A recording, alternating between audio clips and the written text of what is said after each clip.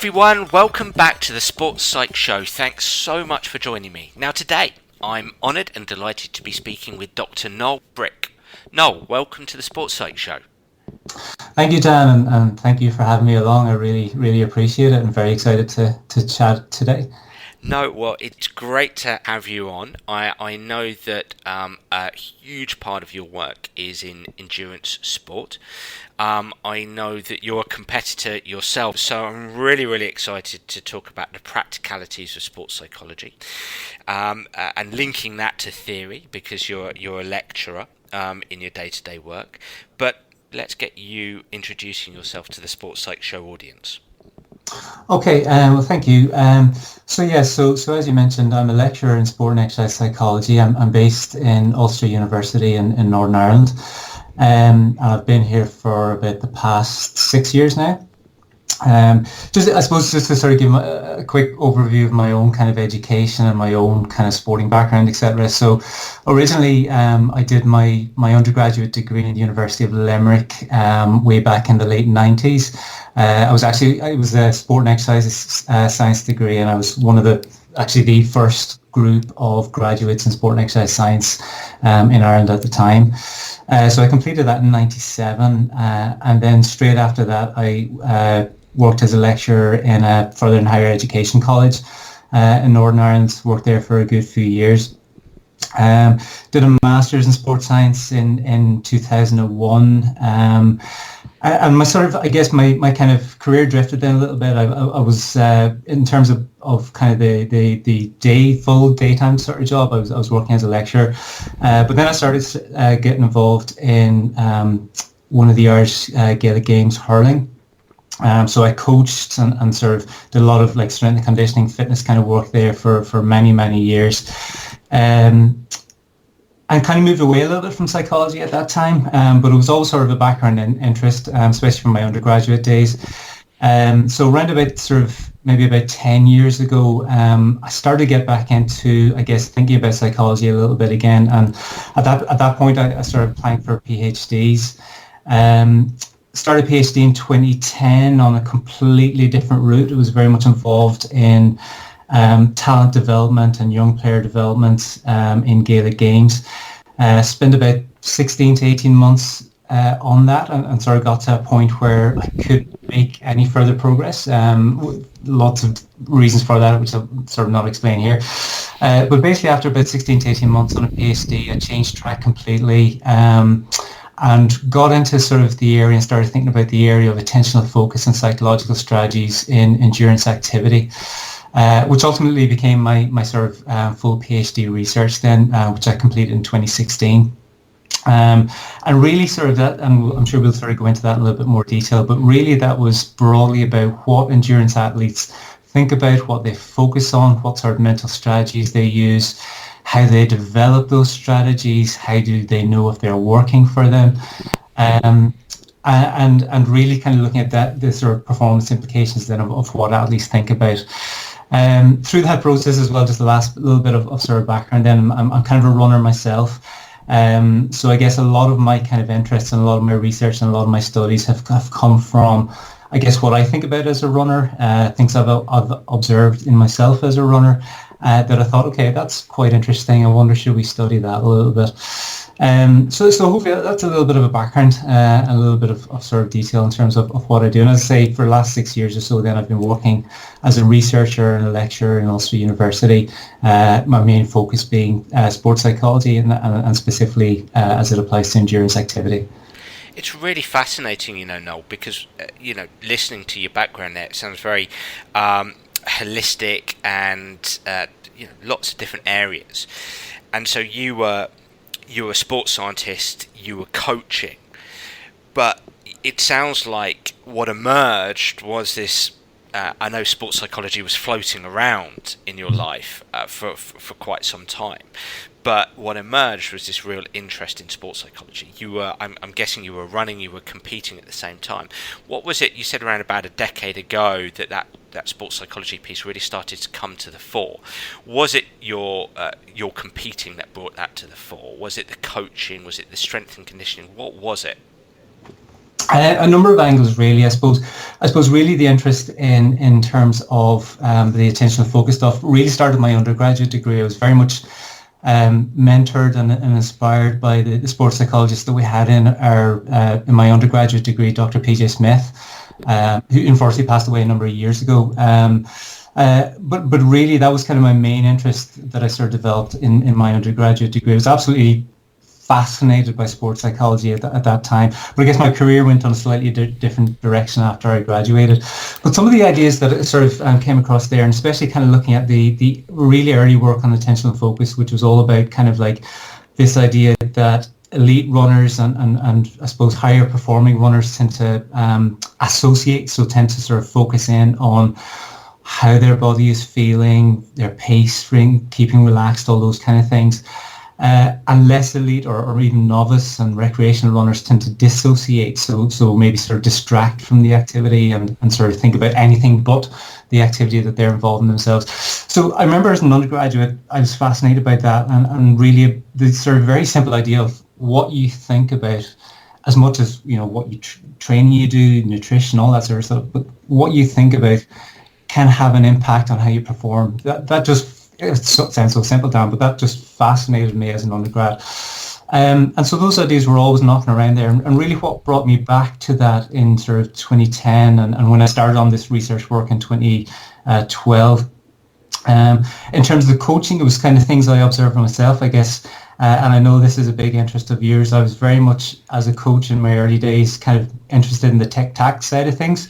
But then I just became more and more aware of how important the psychosocial side of things were. A lot of teams that I worked with, we got to sort of really, you know, for us, important games. And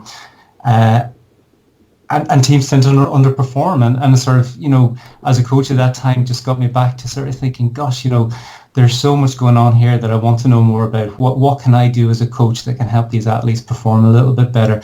And so when I talk about kind of the original PhD being more in terms of talent development in sort of Gaelic games and in hurling in particular, that was kind of the original thinking. But then through a number of kind of barriers I came up against, I guess, and sort of people I kind of got connected again with at that time, it sort of got my mind back thinking to those original ideas of attentional focus, my own interest as an endurance athlete. And that really, I suppose, in some ways, Dan, it maybe sounds quite deliberate, but actually in a lot of ways it was quite fortuitous that I sort of got back into what was my kind of real interest as an undergrad. So it was very much a chance meeting with psychologist Dr Ty McIntyre, who had actually moved to University of Limerick in 2012, and sort of had a conversation with him. We trashed out some of these ideas and really sort of came back to those sort of basic things about attentional focus and how that can be important. I drew up kind of a proposal and a project idea from there, and that's how it really sort of took off again. Just dwelling on your own personal circumstances before we go on to the nitty-gritty of the attentional focus stuff, did the interest in the sports psychology piece set you apart from your peers when you reflect back? Because my experience is that, as you mentioned there, from a coaching perspective, coaches are so socialised into tech-tac. I think sometimes my experience has been that sports scientists are very socialised into those data points, if you like, and coaches and sports scientists, their natural domain isn't to link to those thoughts that you talked about, the feelings that you spoke about there. Thoughts underpin performance. You know, were you the odd man out essentially when you were doing all this? I think I think in a number of ways and a number of points in my career, yeah. I think as an undergraduate, again, we're going back to sort of the mid and late 90s here, the interest I had in sports psychology was maybe sort of quite unusual in my year group at the time. There was certainly one or two other of us who had that interest as well, but most people, it was the biomechanics, it was the real sort of hard, if I can use that term, sort of real hard sciences, nutrition, etc., physiology especially. I think as a coach, I guess, you know, it's quite interesting, I suppose, the sort of social influences in you here. When I sort of first began as a coach, I was almost kind of, I suppose, influenced by the norms at the time, which were that, you know, getting the skills right in terms of the technical skills adopting your tactics, whatever the opposition might be. Those were maybe, doing the physical training, all those kind of things. But I guess coming from a sports science background, and it sort of mentioned that we were the first cohort in Ireland who graduated at that time. And the huge mentorship that I had with Dr. PJ Smith, the psychology side was always there.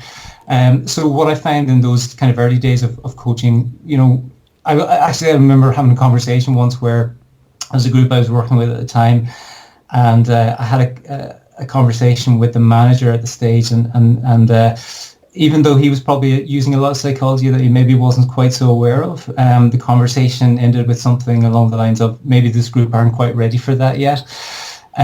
So when I talk about sort of the norms at the time and sort of, what people tended to do at the time, you maybe get influenced by that a little bit.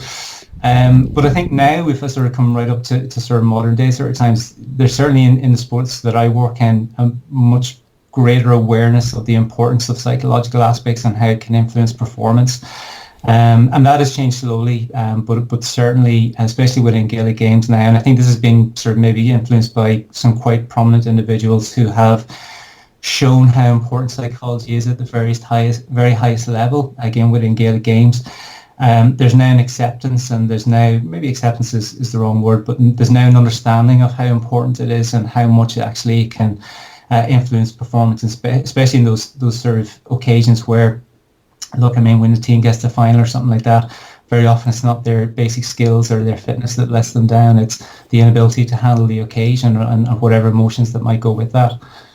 That's really interesting. Can you give me, putting you on the spot here, can you give me an example of who, an individual who may have been a prime driver there, and what kind of story emanated from that individual? Okay, so I guess and hopefully maybe it's okay to sort of name individuals within our sport, but there's a couple of individuals who sort of stand out. There's a lady called Caroline Corrid who's worked with a lot of All Ireland champions in both Gaelic football and in hurling, and I guess she's probably been one of the individuals who has. And I'm talking about maybe starting right back in 2010, so 10 years ago, kind of showing maybe sort of the importance of working with a group and understanding that, sort of things like being able to maintain your focus, being able to control your emotions to a certain extent during games. I think what's part of the sort of Gaelic game culture to a certain extent is that when a successful team like that sort of shows that psychology is something that they work on and it's something that's worked from them, it sort of filters down, and it filters down to then other teams as maybe the thing that we need to also consider and work on. And so when I use words like it's now maybe accepted, or there's a greater understanding and awareness of how important it is, it comes from kind of individuals like that being involved with successful teams. And I guess that's maybe not necessarily the best way to, kind of consider this, but this is how sort of other teams then maybe sort of gain an understanding of, okay, this is maybe something we should consider too. It might not be a way we'd want to introduce it through academia, but stories of success can be so powerful, can't they? Yeah, absolutely. Look, I mean, that's what sort of grabs attention to a certain extent. I know as psychologists, I guess we've lots of conversations about, how we kind of sell our wares to a certain extent, if you can use that sort of term. Yep. Or how we kind of, we sort of, I suppose, understand, how important this can be. But I think that understanding and how we get that message across can be challenging, can be difficult. I mean, often we have conversations, look, strength and conditioning coach can point to scores on a speed test or wherever it might be and say, okay, this is the improvements I've gained. That's much more difficult. So those kind of success stories, I think, are quite important to show how psychology can have an impact. And if that's something that we can use, then I guess that's what we use sometimes. Well, as you say, I mean, sports scientists can point to, I don't know, endurance data points and strength and conditioning coaches, without sounding very crass, can point to lifting weights and building muscle. And it feels a little bit less tangible for us sports psychologists. But I know your passion is attentional focus and an area called meta-cognition. But with that attentional attentional focus, your PhD, the work you're doing now, the work you're doing with endurance athletes. Let's talk a little bit about that. You talk about, you spoke earlier about association and disassociation. I mean, how tangible is attentional focus? Is this an area that you feel that we can utilize to help educate coaches and athletes in terms of sports psychology? Absolutely, yes. So, and I suppose kind of a slight caveat here is that a lot of my work has been with endurance athletes. So I'll sort of frame the conversation maybe a little bit on that, but hopefully the implications, the applications will be clear too. So yeah, so basically the ideas around association, dissociation. So when I kind of started off this work, I guess my sort of first broad question was, okay, and this is maybe quite theoretical, but I'll kind of show how it applies, hopefully. My sort of first real question was, okay, is this the best way to categorize what people think about? Do people either just associate and dissociate? And so if we're giving a message to endurance athletes about the kind of things that they should focus on and think about, whatever their goals might be, the goal might be to perform as best as they can, or actually the goal might be to enjoy their activity as much as possible, and performance is secondary, or maybe even not a consideration at all. So what sort of strategies, what sort of thinking strategies can they apply, and what sort of things can they focus on to achieve those goals? So the first kind of thing we did, so we did a review of the literature back in 2013. It was published in early 2014. Part of that review, we recategorized attentional focus. The idea being that sort of this idea of a dichotomy of either associating or dissociating in terms of what we really do, which is constantly change our attention and focus on different sources of information, or put the spotlight on sort of different, be it internal sources or external sources of information, and use that information then to adopt a certain strategy or whatever. Association and dissociation didn't really capture that very well, and didn't really capture the idea that we're actually quite flexible with our attention. And even within one category, like association, there's different performance effects based on what you think about. So if I break that down, association would include, for example, focusing on your breathing, or focusing on how your body is feeling. Now we know through our research and previous research that if you really just focus intently on those things, the task will probably feel harder. So if I'm going for a run and I'm just focusing on how my legs are feeling, or if I'm just really putting the spotlight on my breathing, that task will probably feel harder, because those sources of information are kind of giving me cues about, okay, this is hard, this is effortful, this is difficult. Whereas if I maybe distract from those things, so if I use a dissociation or a distraction, so if I focus on the nature around me, or if I'm having a conversation with somebody else, for example, and I'm focusing on that, and it takes my mind off those things, then actually the task probably feels a little bit easier, even if I'm going maybe at the exact same pace. Equally, if I'm sort of doing a run and I'm focusing on keeping relaxed, or if I'm kind of focusing on maybe some mantra like I can do this, or my own particular favorite is a mantra, it's just strong and powerful, and I kind of put that with my footsteps. Using those mantras and using that self-talk, or using a different strategy like that, can actually improve my performance for the same level of perceived effort. So it doesn't necessarily feel harder, even though I might be running faster. So there's all this kind of stuff going on, all these things that we're thinking about, and all these things that we're focusing our attention on. And so when we review the literature, we find that there's different performance effects based on what we were thinking of. So we actually grouped those into 5 different categories, and these very much kind of link with one another. But so the categories we sort of developed, the first one was called active self-regulation. So these were doing things like keeping relaxed, maybe sort of focusing on your pace, using maybe a self-talk strategy, counting. There's so many of these, even mindfulness and sort of staying in the moment. So that was sort of broadly the first category. We maybe dig into some of those kind of strategies a little bit later on.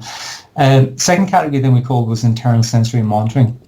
And this is focusing on your breathing, focusing on kind of body sensations, focusing on your level of effort that you're perceiving. Kind of think about these 2 ways. One is, which I mentioned earlier, if we focus excessively on these, actually the running task or the task that we're doing will feel harder, or cycling or rowing. I'll keep referring to running probably because that's where most of my research has been, but any endurance task really. But actually what we found through our research is that a lot of the best athletes focus on these things, not all the time, but periodically, and actually use them as a source of information rather than maybe something to be maybe concerned about or worried about. So for example, occasionally I might tune into my breathing. How is my breathing? What is my breathing like? What information is my breathing giving me? Is it telling me that I'm going too fast and I maybe need to slow down? Is it telling me actually that, okay, my breathing is under control, everything's fine, I could actually speed up here a little bit and I might still be okay. So that's using it as a source of information, and then that information maybe then changes the strategy that I use, be it maybe my self-talk, my pacing, whatever it might be. So that was the second one, internal sensory monitoring.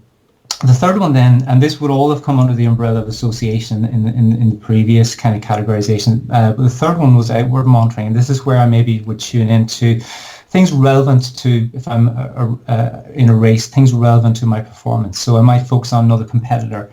I might sort of tune into what my GPS device or my heart rate monitoring device is telling me, and again use that as a source of information. So okay, my power output or my heart rate's a little bit too high here, I need to back off a little bit, or I might hit the wall later in if the marathon or whatever it might be. So again, periodically tuning into those kind of things. And the last two categories very quickly then are under the Ulster heading of dissociation. And we kind of borrowed on a theory called attention restoration theory here, and we sort of split these into what we call active and involuntary distraction. So active distraction is where you're very deliberately focusing on things to distract yourself from an activity. So I might very deliberately decide, okay, I'm going to go out for a cycle or a run today, but I'm just going to focus on what's going on around me, the nature that I'm passing by. Some athletes describe doing mental sort of puzzles or games with themselves, like maybe doing a maths type task, or building a house is kind of the classic one in your mind. And then finally there's involuntary distraction. And this is where actually your attention gets captured, if you like, by things that are going on around you. So if I'm running in a forest or cycling through a wood or wherever it might be, and suddenly I see an animal cross my path in front of me, or I notice actually a beautiful view when I reach the top of the forest, that's kind of capturing my involuntary attention. And what the research suggests actually that that sort of grabbing our attention, if we like, by sort of involuntary stimuli, or involuntary kind of losing my attention and those kind of things, is actually quite good in terms of sort of outcomes afterwards, like attention restoration, psychological well-being, those kind of things.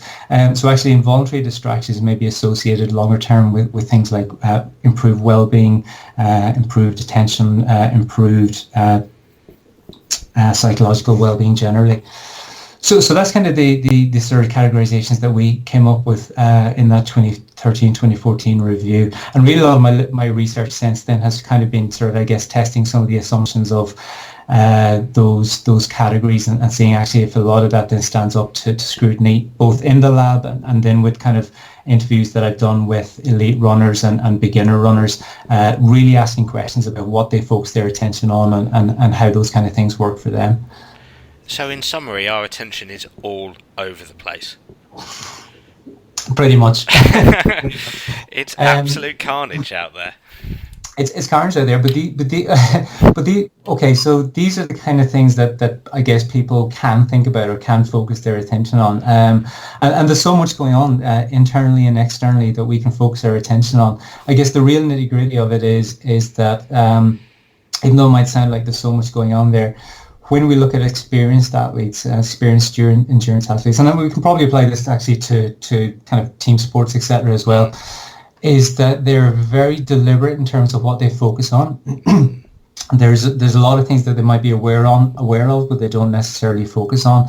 And when the goal is to perform at their best, be it in a race or whatever it might be, they're very specific about what strategies they will use, what they will and what they won't focus on. So, for example, distraction becomes something that they try to avoid during, competitive races, whereas strategies like maybe self-talk, keeping relaxed, optimizing pace, those kind of things become sort of crucial. So what we find is that with experienced athletes, it's very deliberate, very much planned sometimes what they focus their attention on. Whereas actually sometimes with beginner runners, and this is a real area of interest for me at the minute and sort of research going forward, very often, I guess, one of the few strategies a beginner runner might have is distraction, because it takes time to learn some of the strategies. It takes time to learn things like optimal pacing, or, you know, if I'm using self-talk, what should I say to myself? What actually is self-talk, and what sort of things can be effective for me based on my goals? So very often a beginner runner will maybe just kind of try to distract, because actually when we take up running for the first time, it can be a pretty, if I can use this word, horrendous experience. My breathing is excessively discomfortable. My body feels awful. So actually to try to tune out from those things can be quite difficult, and distraction might be the only way. So that might be conversing with somebody, it might be listening to music, which we know is effective, until such time as I maybe learn strategies like optimal pacing or other things that I can focus my attention on to maybe help to regulate those sensations. I love it, and I'm going to reflect back to you here, what I've heard, because I think I think I'm going to miss one here, but I just want to make sure I go through each one. So we've got active self-regulation, and that being something like self-talk, keep going, keep moving, strong and powerful, strong and powerful, strong and powerful, which, funnily enough, I would call a game face in my toolbox, which I love. I hear internal self-monitoring, where you're deliberately monitoring your body, which can be useful and can drive and feed your self-talk. Active distraction, which might be disassociation, so you're actually distracting yourself away from your internal self onto something like the trees and the pretty scenery around you. You've got involuntary distraction, so our attention can take hold of us and can go on to something, whatever that might be, and you might put more meat on the bone for me there. Have I missed one? Active self-regulation, internal self-monitoring, active distraction, involuntary distraction. And then one in the middle there, which was outward monitoring, which is sort of focusing on maybe sort of competitors, maybe your GPS device, maybe a route that you're running on. So maybe you're looking at an upcoming incline or something like that you know is going to be difficult. So yeah, which would have sort of come under the association umbrella in sort of the early research work. A stunningly selfish question here, but I was out running the other day and was trying to run a 5k as quick as I could, and was struggling, and I had an infestation of what I would call ants. Ants being an acronym for automatic negative thoughts, and to deal with that infestation of ants, I imagined that there was a magnet on the horizon, and I imagine that I had a magnet on me, and the magnet on the horizon was drawing me towards it. What does that come under, or am I just insane? No, I actually think that's a brilliant strategy. So I guess there's a number of things there.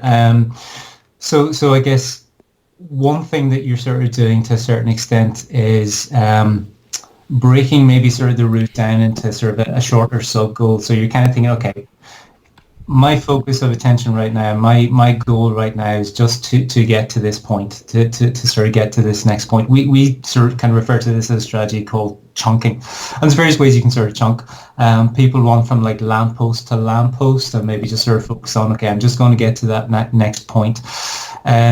I really like this, and so maybe in a certain extent that's what you're doing there. You're starting a sub goal within the overall longer goal of sort of completing the 5k, and when it's feeling really difficult, and so maybe sort of those ants might be sort of herded a little bit by kind of the sensations that you're experiencing in your body at the time, and in a way we sort of trick our brain a little bit. So okay, you know what, this is not really a 5k. I'm just going to run to this next point, and I love the sort of image of the magnet drawing you to that point.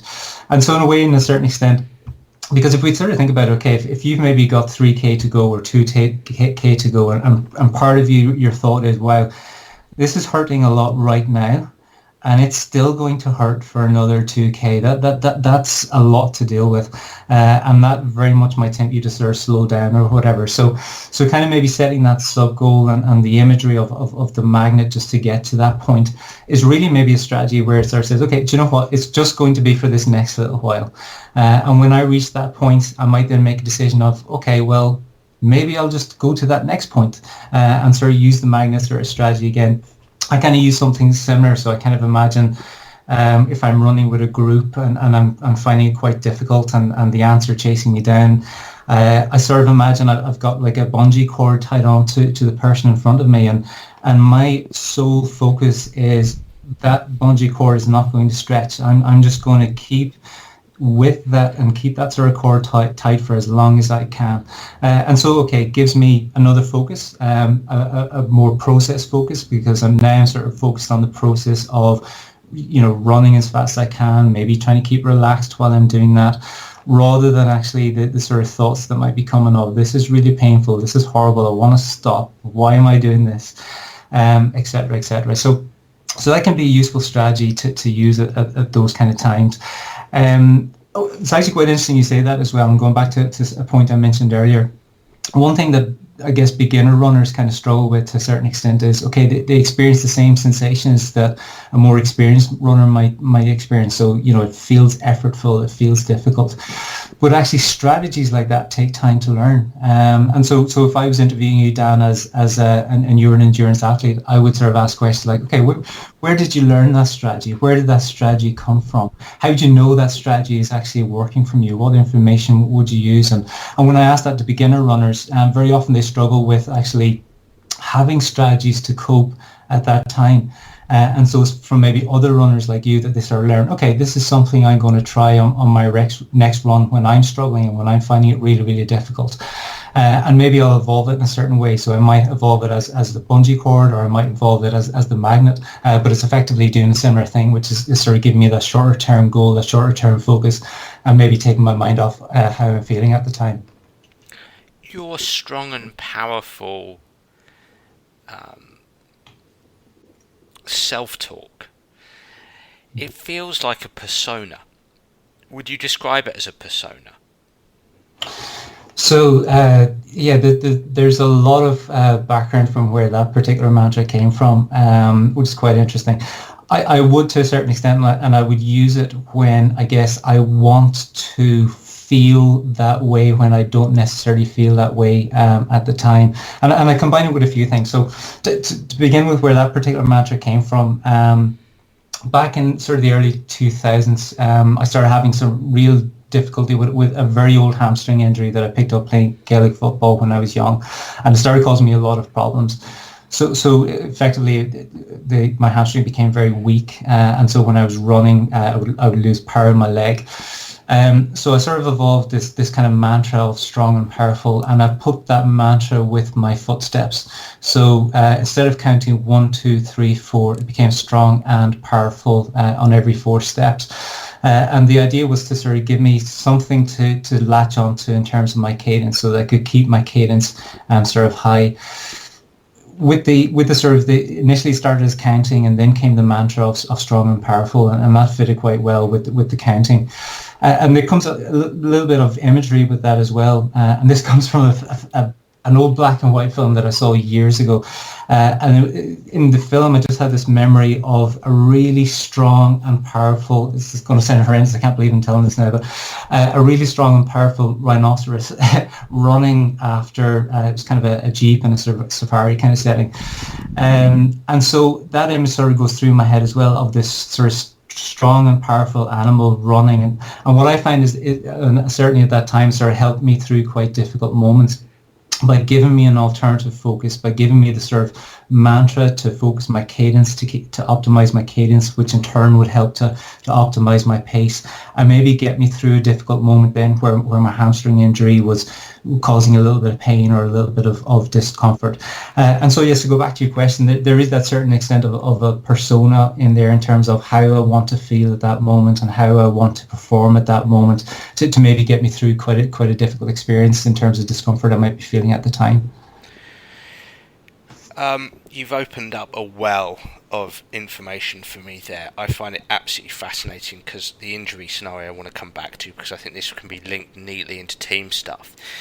You use the term memory there. I always talk about in my toolbox as a sports psychologist, memory, imagination and perception are my primary tools. And it's interesting, you refer to a rhino, strong, I would put that together, strong, powerful rhino, and that's what I call a game face, and whether that's equated to the old individual zone of optimal functioning or however you relate it to sports psychology theory, I think it's fascinating. I mean, I would actually put to you that, I can think of a footballer I'm working with at the moment who's a confident, relentless lion, and I can think of a fellow countryman of yours within the world of soccer who is a dominant greyhound, and I think those pictorial metaphors are so useful, and I think they almost feed into the deeper, more reptilian, a complete hypothesis here, but the deeper reptilian parts of our brain. Strong, powerful rhino. Who am I going to be? I'm going to be strong, powerful rhino.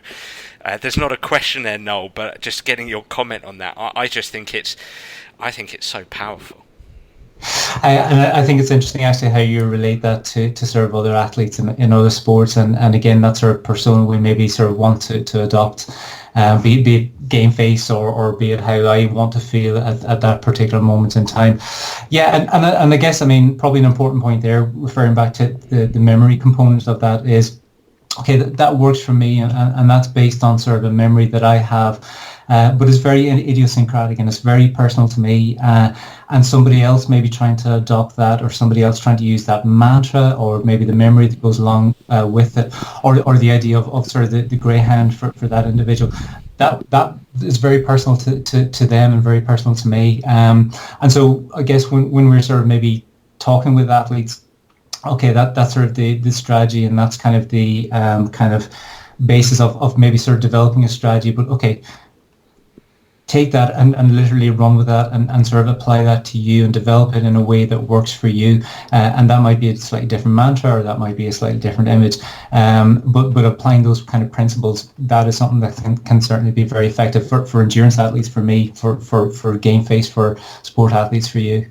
Absolutely, and I think what was also interesting, you talked about coping with an injury, a pervasive injury, and something I come across in my work, especially with footballers, soccer players, rugby players, team invasion sports where the intensity is high, and where competitors, especially at the elite adult level, are, ultimately, it's their profession. They're so invested in performance.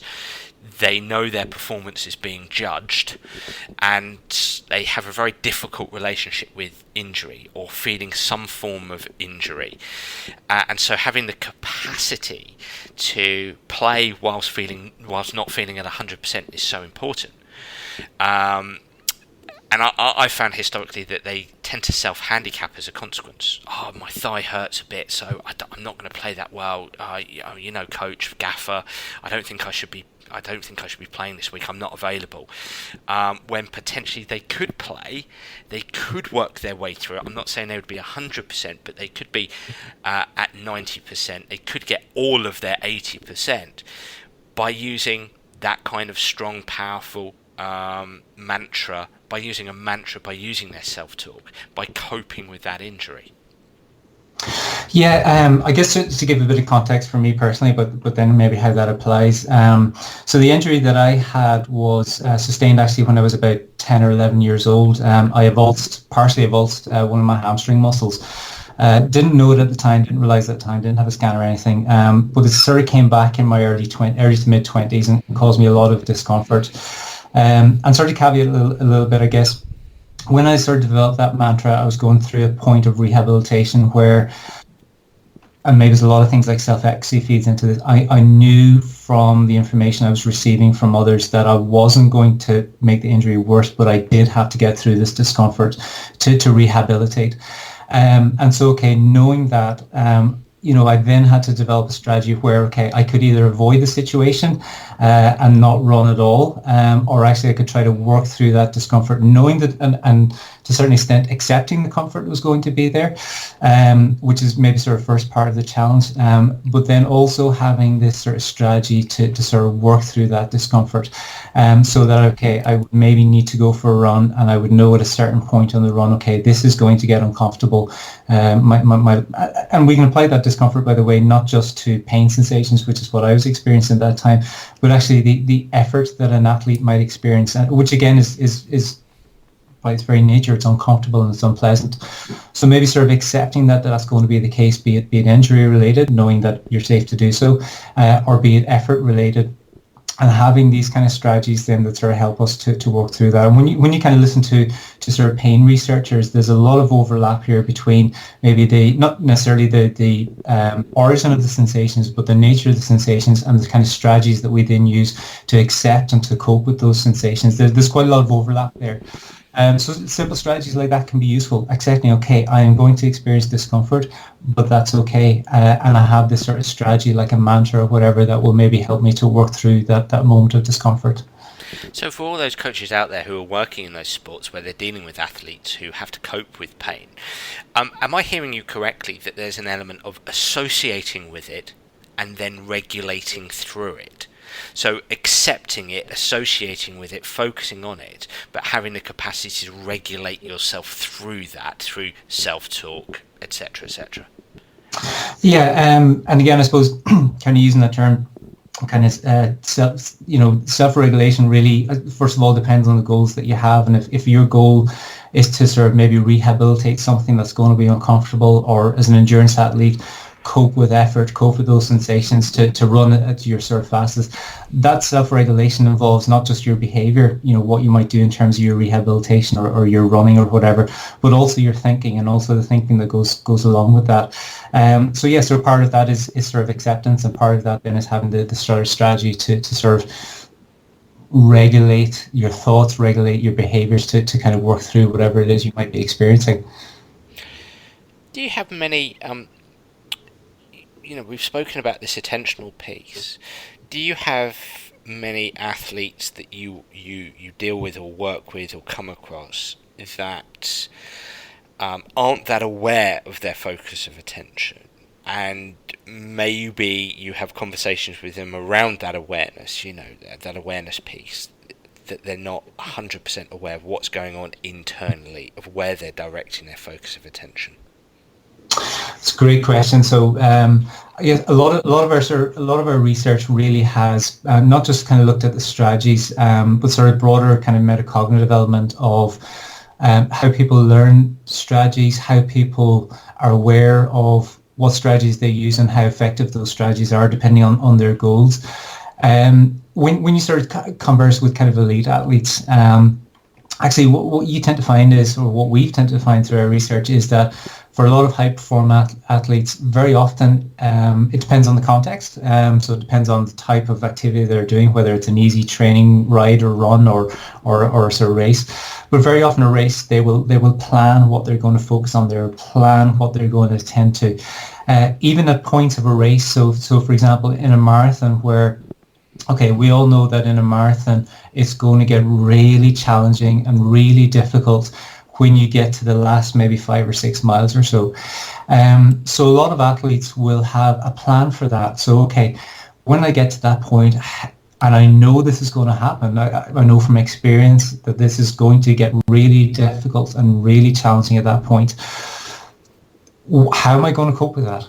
What strategy am I going to use to deal with it in that particular time? When I'm kind of talking with athletes, and we're sort of maybe working through something like this where actually it's, well, I don't know how I'm going to cope with that. I don't know, and I haven't coped with it very well in the past. I kind of use this analogy of kind of like, it's like a game of cards, and you've got this sort of deck of cards, and some people's deck is smaller than others. So I got very few cards to play in that point at that point. In other words, I don't know very many strategies that I can sort of use at that point. And sort of for other athletes, they have, okay, I've got all these cards. Okay, I've got the relaxation card, but actually that's not going to be very useful at that time. I've got the self-talk card. I know, okay, I can say things to myself at that time that will help me manage and help me cope a little bit. So, okay, what can you say? What might be useful? So for me, it might be, going back to my mantra, it might be, okay, strong and powerful, strong and powerful, strong and powerful. For another athlete, it might be a very simple, I can do this, you can do this. Going back to your kind of nice strategy where it was using the magnet image, I'm sorry, might be just focus on getting through the next half mile, get to that bridge or whatever it might be, to sort of work through that moment of difficulty. So that's kind of one thing that we have. We've got various strategies that we can sort of use at those points.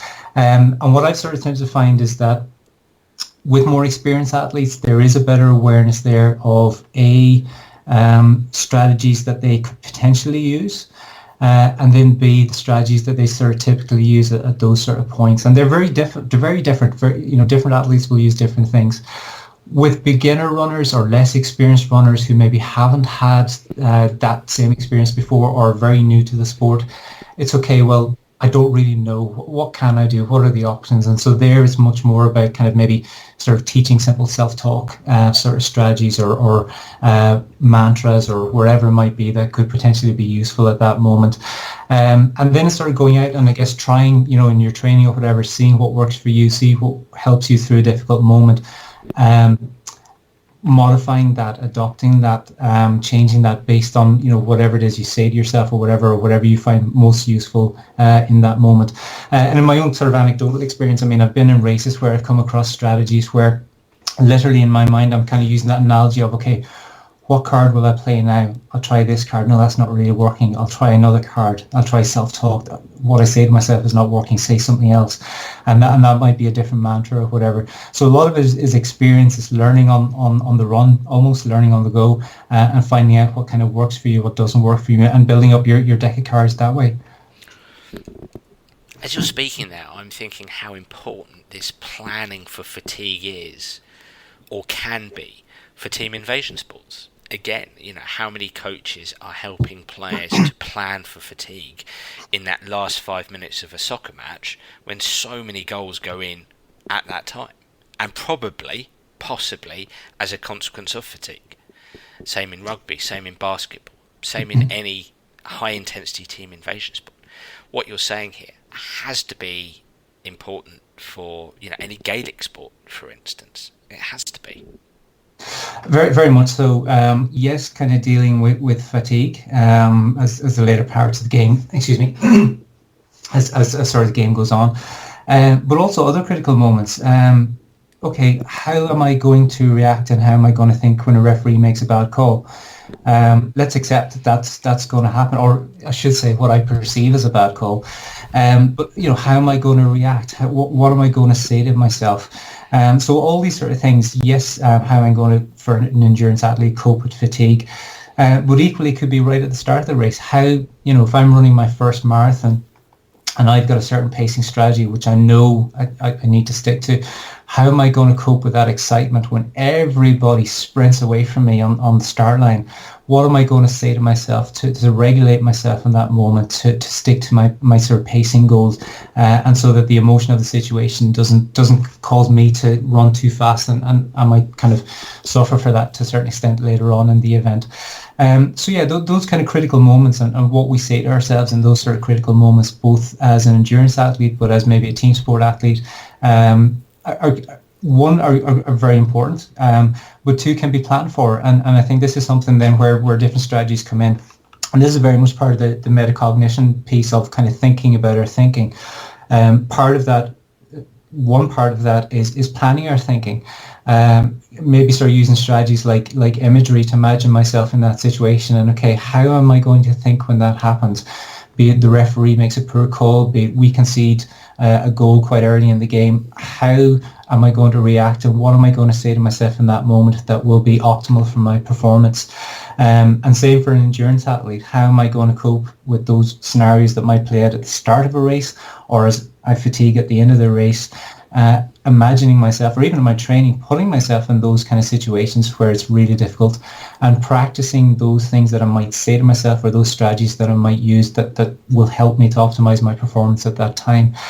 The other probably kind of metacognitive piece that comes in here then is the reviewing that I do afterwards. So, okay, I've played a game. I haven't coped well with those scenarios. So reflecting back afterwards and kind of thinking, okay, what would have been a better thing to say to myself, rather than maybe an outburst, or rather than maybe sort of feeling really fatigued at the end and repeating to myself, oh, I am really tired here. I don't know how I'm going to get through this next 10 minutes. Is there a more effective thing I could have said that would have helped me in that moment? And same for the runner who comes home from a difficult training session, who's quite frustrated. Okay, what could I have done differently? What strategy could I have used? What could I have said to myself that would help me in that situation, but will also maybe help me if I experience that again in a race or whatever? Absolutely. Meta-cognition, the term you use is, in simple terms, self-awareness. It's thinking about your thinking, thinking about your feeling, thinking about your behaviours. Are there things that you work on with athletes on a day-to-day basis that help their capacity to build their metacognition, their self-awareness? I think the one bit which I sort of mentioned just now, which is probably, in my opinion and in my experience, probably the most underused aspect of metacognition is that reflective piece, reviewing and evaluating. I think, okay, we can plan for these moments, and sort of a really useful strategy is that sort of idea of if then. So if this happens, then I will do, or then I will think, or whatever it might be.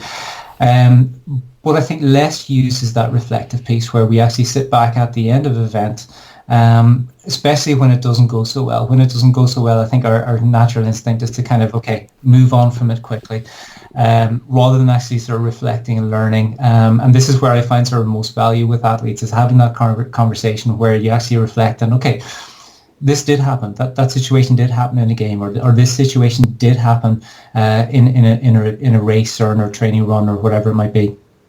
Okay, let's sit with it for a little while. How did you react? When you're a little bit out of the moment now, how would you like to react differently if that were to happen again in future? So and very often, I mean, I guess I sort of come from a place sometimes where the athlete has the answers and is really teasing out those sort of answers, rather than saying, okay, this is what I would have done, or this is what I would do. It's more about, okay, well, what would have worked for you in that situation that would help you in that situation? What card might you play that's slightly different, that might be a better card to have playing rather than the card you actually did play in that sort of moment? And maybe through that conversation then we'll come up with alternative strategies and alternative things that they may use. And again, be it self-talk or whatever, part of the process of changing self-talk is sort of developing a plan then. Okay, this is what I'll do the next time I experience that. Practicing that plan, evaluating that plan again, or evaluating what you did, and just developing it that way. And that's how my mantra was developed for me. It started off as counting, got to a point where just simply counting 1, 2, 3, 4 didn't work so well. I needed a little bit more. So I developed a strong and powerful. With that, just naturally came that sort of image of a strong and powerful animal. And so it developed slowly and organically over time, by reflecting on, okay, what worked, what didn't work, what might I try that's a little bit better and a little bit more useful in the future. And I think that process, I mean, I talk sort of about metacognition, and that's where my research is in terms of endurance athletes. But this is thinking about thinking. That can apply to any situation and any athlete. And I think those kind of stages of sort of, planning beforehand, monitoring during in terms of what works, what doesn't work, reviewing and evaluating afterwards, and then updating your planning based on that review piece, in terms of what I'll then do the next time, is a hugely important process, I think, which going back to what I said at the very start, that reflection piece, I think, is, especially in negative situations or situations that didn't work so well, we often tend to overlook and sort of pass over a little bit. What I'm hearing you say is planning and reflecting, both of which feed into each other, accompanied by or helped by a whole pile of conversation, not just with yourself, but with a coach, with colleagues, with auxiliary coaches. Yeah, and we're actually in coaching situations, in sort of situations like that, I guess what can be really helpful then, working through the coach, is, okay, how can we set up scenarios in training where we can maybe sort of challenge the athlete in that way, and we can sort of test the athlete in that way. So you might set up a situation in training, for example, if we go back to the fatigue piece, where Okay, let's take a really classic example here, where you might be at the end of 120 minutes of football, where it's gone to extra time. There might be a penalty shootout, where you've got to perform that skill fatigued and in a fatigued state. So setting up situations in training where it may be difficult to replicate the pressure piece, but actually it can be quite easy to replicate the fatigue piece.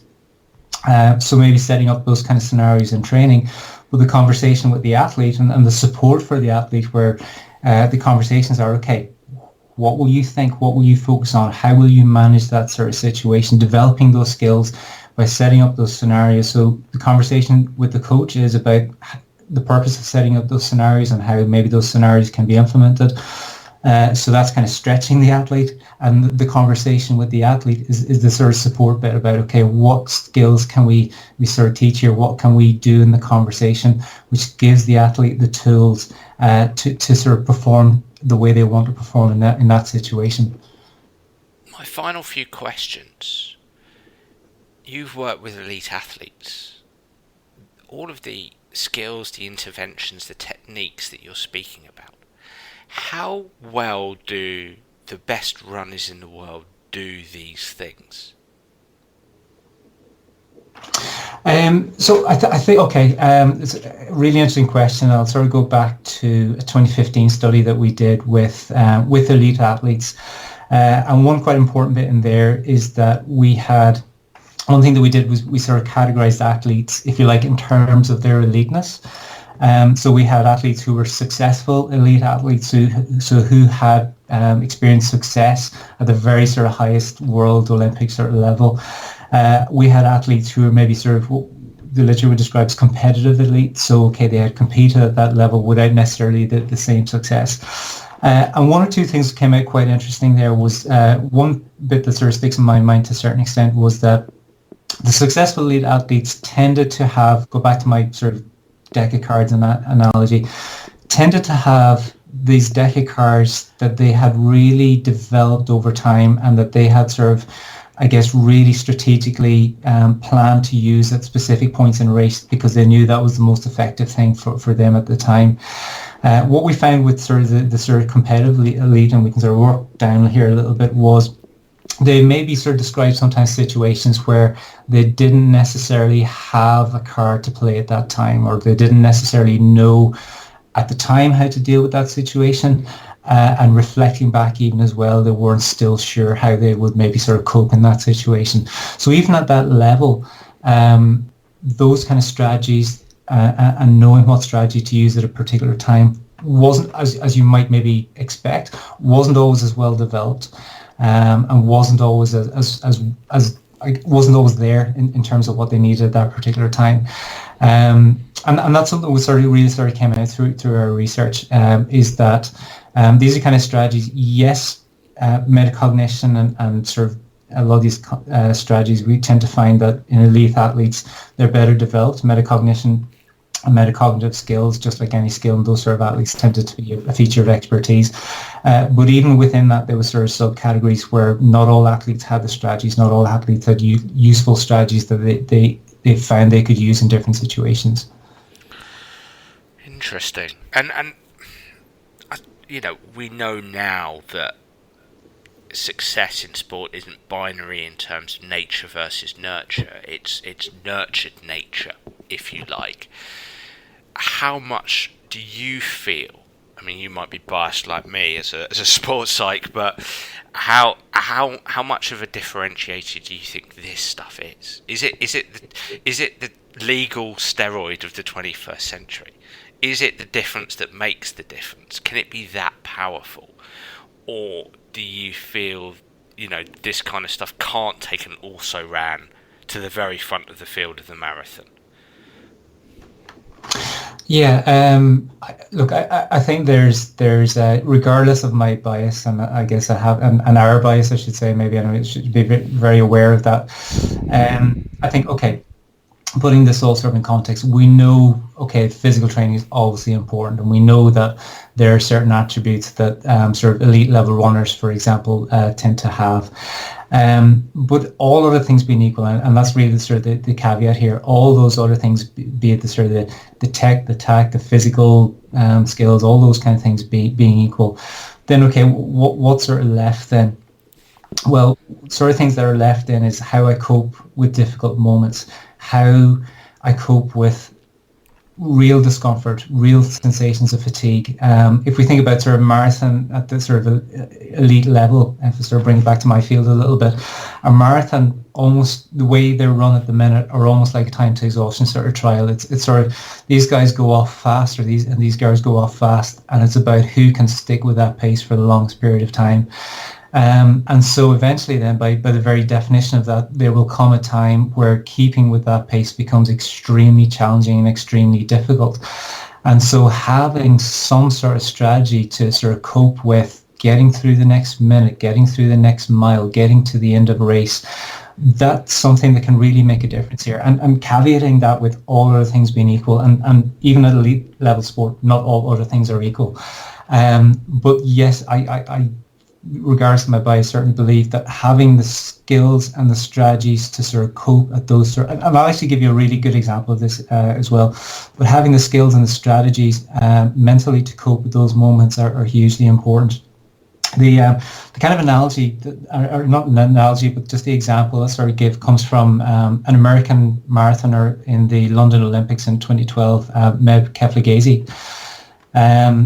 And I listened to an interview with him recently, and like a colleague, Scott Douglas, who I'm actually writing a book with at the minute. So Scott was relaying this story with Meb, and during the London Olympics, with about maybe sort of an hour left in the race, so about maybe sort of 14, 15 miles into the race or something like that, he was really, really struggling. His feet were in pain from running on the pavement. He had picked up a water bottle which wasn't his, and it didn't sit very well in his stomach, so he started to feel quite nauseous. And he was 21st in the race at the time, and he was starting to have thoughts like, oh, I can't finish this race. I've got to pull out. I'm not going to finish this. Save myself for another day. And the story that he tells me, he sort of looked at his jersey, and he did sort of USA sort of jersey on, and he started to have thoughts. So again, going back to your answer, he started to sort of work through that infestation a little bit, and he started thinking, there's so many people that would love to be wearing this jersey, and I've kind of got the honor and the privilege of kind of wearing this jersey. I've got to, even if I don't go any, I've got to finish this race. I've got to finish the marathon. So his next strategy then was, he sort of looked ahead on the road, and he saw a group of runners just ahead of him. He thought, okay, I'm going to latch on to that group and try to stay with that group, which he did. So again, mental strategy number one, picking a group in the distance, almost that bungee cord or magnet type imagery that we had, where, okay, I'm going to latch on to them. So he joined that group, and eventually, keeping the pace with that group, other runners started to drop off the back. And he passed his coach at a point in the race, and the coach held up 5 fingers, and the coach he knew that was a meaning was if he stayed where he was, he would finish 5th. So he moved from 21st up to 5th, and he's like, wow, and suddenly you sort of then get that sort of, wow, 5th in the Olympic marathon. And he then looked up the road, and he saw a green and gold jersey of a Brazilian athlete, and the thought that came into his mind was, if I pass that guy, I'm going to finish 4th. And if somebody fails doping control in this race, I've got an Olympic medal. So again, back, all other things being equal. But so he made it his purpose then in that last stages of the race. With 600 meters to go, he passed the Brazilian athlete, and he finished 4th in the Olympic marathon. Now, in context of an hour, what changed? Well, really what changed in that hour was his focus of attention, the strategies that he started using, the thoughts he started having, and those kind of evolved. The cards he played were very different at various points in that race.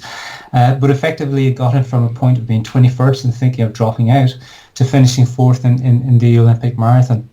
So do I think those kind of strategies and those skills are quite important? Yes, absolutely I do. Absolutely I do. And as that example shows, they can make a difference.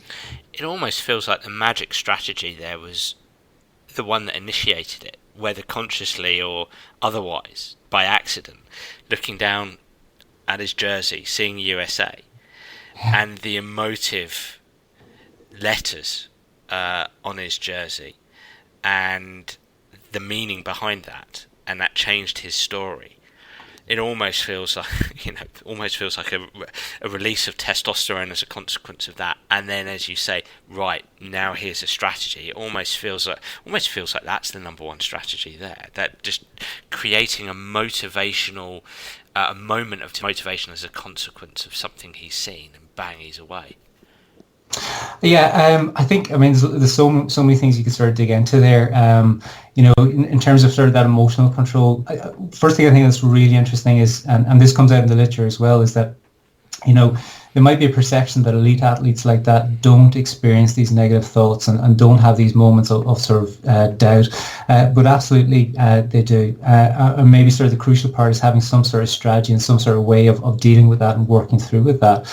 But in terms of the emotional control type strategy there, and that sort of intentional deployment of kind of changing from being just absorbed and immersed in this sort of world of sort of negative thoughts and sensations, to actually having that sort of moment, that split moment that just that breaks that cycle, that changes the focus of attention, and as you say, just kind of maybe changes the emotion that goes along with that as well. One from feeling maybe whatever it might be it frustration, doubt, all those kind of things, it's self-pity almost, to actually something that's quite, in a positive way, quite emotive, quite uplifting, quite arousing, and that was maybe sort of the chain that sort of broke the negative cycle, or the event that broke the negative cycle, and actually started the sort of process of thinking more positively, and actually what I can achieve and what is possible here, rather than maybe sort of what I'm about to lose, and what I can sort of, the negative things that might go along with that. I think it's fascinating. I just think it's fascinating that the word USA can emotionally shift somebody like that, and potentially, hypothetically, push them to go from 21st, a catalyst to push them to go from 21st and forward. I think that it gets me thinking about, how we limit our ability, and how there can be things out there that we can utilise to actually push us through things. So you've got me thinking there. You've got me thinking. It's great stuff. And I think actually it's quite, again, going back to a point you mentioned earlier, how, again, it's very idiosyncratic, and maybe one thing that works for one person may not work for another, be that a strategy, or be that something that might be in that moment quite inspirational. But yeah, absolutely agree, how fascinating, how interesting that story was. Yeah, well, just in closing it, last week I had a great conversation with Steve Magnus, and we were talking about power pose and the release of testosterone and the controversy around that subject area, but also this idea of do anything to help you feel good, because when you feel good, you can do good, or you can be good. So I think it's interesting, how midway through a race you can actually, something can be that catalyst. No, what a great conversation. Dan, thank you so much for having me on. I actually really enjoyed that. It was a pleasure chatting with you today. You've actually given me some sort of actually ideas here as well, or different areas that some of this can apply for. So actually, I think thank you for that. I've really enjoyed the conversation. Well, as well, the whole world now knows that you are a strong, powerful rhino when they run. So when they're watching you, strong, powerful rhino is coming through. Beware. All right, brilliant. Now, okay, so finishing off, Noel, I know you will have tapped the interest of a lot of the audience. So, how can people follow you, get in contact with you? I know you contributed to Dr. Carla Mayen's book. I interviewed Dr. Carla Mayen back in episode, I think it was 62. So, how can people get in contact? How can they get that book? How can they follow you? Okay, so probably the easiest way to get in contact is on Twitter. So I'm at Noel Bricky, NoelBrickie. As you mentioned, I sort of worked with Carla and quite a few others, Andy Lane, Alistair McCormick, Sam McCorry, etc., on the Resist project. So we've got some nice videos on there, which I know you've sort of linked, I think, in that previous podcast, but that's resist-stopping.com. the book that I started mentioning, so it's a book that I'm writing, and hopefully will be should be out later this year with Scott Douglas, who writes for Runner's World and has written quite a few other books as well. And it's provisionally called Think Like an Athlete. So it's really a lot of these strategies, but sort of a little bit broader. A lot of these kind of strategies and how they can apply outside of the sporting domain, and a lot of these, I guess, are sort of life skills that we can kind of use in other situations where, you know, they might be relevant, like dealing with difficult moments, etc. So that book due to be sort of with the publisher quite soon, and should be sort of hopefully out later this year, early 2021. And sort of going back, you know, that will certainly all be on my Twitter, so that's probably the first stop to get a lot of this stuff. Brilliant. Well, we'll have to get you both on when that book comes out and have another conversation about it. Noel, thank you so much for your time, mate. Really great to speak to you. Thanks so much. Well, everyone, I really enjoyed that podcast, and I'd love to hear what you, the listener, thinks. So please do get in touch via Twitter or Facebook or through my website, danabrahams.com, to tell me what you think of the Sports Psych Show. And if you do have any suggestions, I'd be delighted to hear them. I'm already looking forward to next week's episode. Bye for now.